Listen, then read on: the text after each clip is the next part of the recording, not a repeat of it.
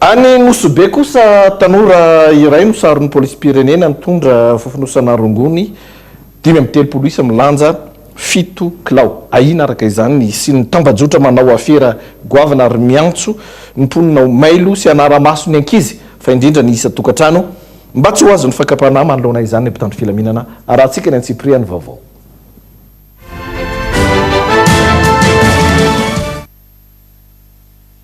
Lehilahy iray tsy mponina ao Nosobe izay nikasa hiditra tany an-toerana no nahina ho nitondra zava-mahadomelona araka ny fanomezam-baovao avy amin'ny mpitandro filaminana. Niditra an-tsehatra nanao ny fisavana ny entany ny polisy teo ny nahatratrara n'ireo rongony 5 finosana ny entany nahitana seraingy maromaro, briquet ary fitaovana hafa ampiasaina amin'ny fidorohana zava-mahadomelona ihany koa nandritra ny fisavana natao ity lehilahy ity. Ahina ho tambazotra mihitsy ity miezaka manao aferan-drongony ao Nosobe ity raha ny fanazavana.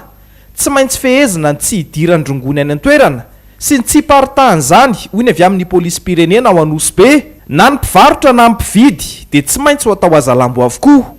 Eto zany dia isorana be da be ny fiaraha-miasa amin'ny vahoaka amin'ny fanomezana vaovao ary izay nefa iangaviana ny vahoaka matetika mihitsy hoe mba hisy fandriampahalemana eto tampon-tanàna Nosobe dia mangataka fiaraha-miasa ny mpitandro filaminana ka dia isorana ny olona tsara sitrapoa nanome an'izao renseignement mba nafahanay misambotra ny olona. Eto koa dia manentana antsika ray aman-dreny rehetrarehetra rongatra be zany ny olona mpivarotra ny rongony io ka dia entanitsika mba hiara-iasa ampitandro filaminana anome vaovao araka ny teneniko teo mba ahafahantsika miaro ny zanatsika tsy ho tonga amin'ny fidorohana zava-mahadomelona.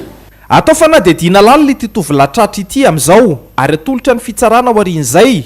Ankilany misy paikady sy fomba fiasa vaovao ho fanaraha-maso sy fisavana ny olona miditra sy mivoaka eo amin'ny serana Tsambonankify.